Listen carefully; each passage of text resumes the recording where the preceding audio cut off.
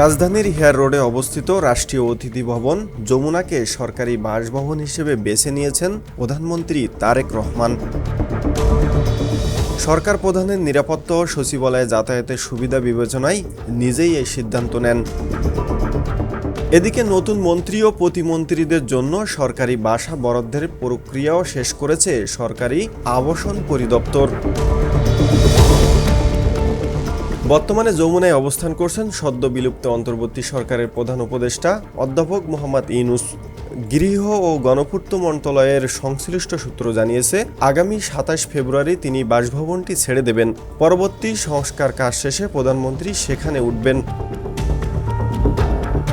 জানা গেছে, অন্তর্বর্তী সরকারের সময় জাতীয় সংসদ ভবন ও শেরেবাংলা নগর এলাকায় প্রধানমন্ত্রীর বাসভবনের জন্য বিকল্প স্থান বিবেচনা করা হলেও সময় স্বল্পতা সহ নানা কারণে তা চূড়ান্ত হয়নি। বর্তমানে প্রধানমন্ত্রী গুলশানে নিজস্ব বাসভবন থেকে সচিবালয় ও প্রধানমন্ত্রীর কার্যালয়ে যাতায়াত করছেন। গণপূর্ত মন্ত্রণালয়ের সূত্রে আরও জানা যায়, আসন্ন রমজানে ইফতার আয়োজন এবং ঈদুল ফিতর শুভেচ্ছা বিনিময় অনুষ্ঠান যমুনার করার আগ্রহ প্রকাশ করেছেন প্রধানমন্ত্রী।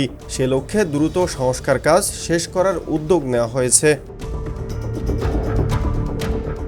প্রায় ৩.৫ একর জায়গা জুড়ে অবস্থিত যমুনার পাশের ২৪-২৫ নম্বর বাংলো বাড়ি বর্তমানে সাবেক প্রধান উপদেষ্টার নিরাপত্তার নিয়োজিত কর্মকর্তারা ব্যবহার করছেন। তিনি সরে গেলে ভবন দুটি প্রধানমন্ত্রীর নিরাপত্তা সংশ্লিষ্ট কর্মকর্তাদের জন্য বরাদ্দ থাকবে।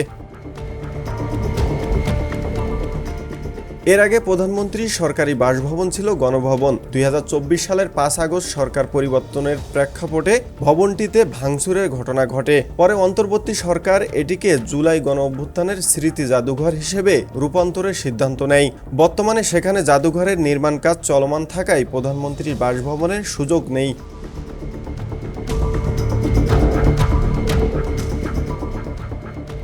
নতুন প্রধানমন্ত্রীর বাসভবন নির্ধারণে গত বছরের ৭ জুলাই গৃহায়ন ও গণপূর্ত মন্ত্রণালয়ের একটি উচ্চ পর্যায়ের কমিটি গঠন করে।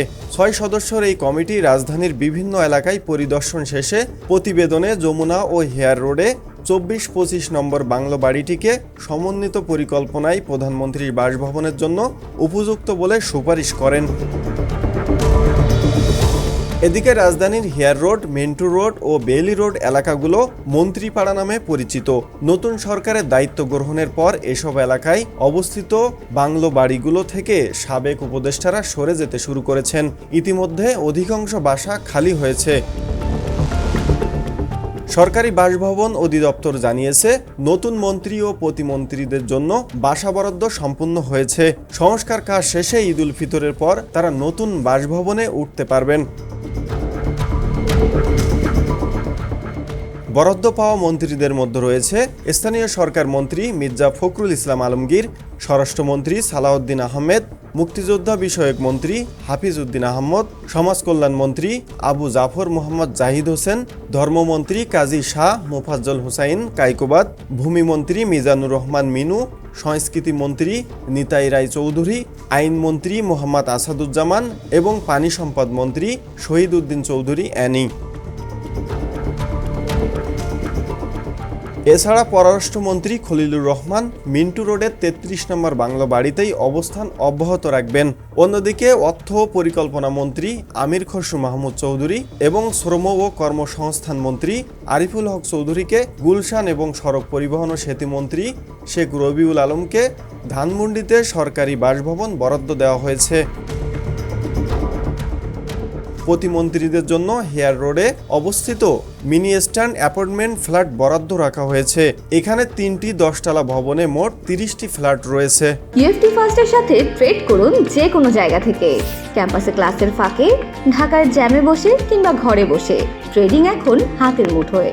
তাই ট্রেড করুন যখন খুশি, যেখানে খুশি।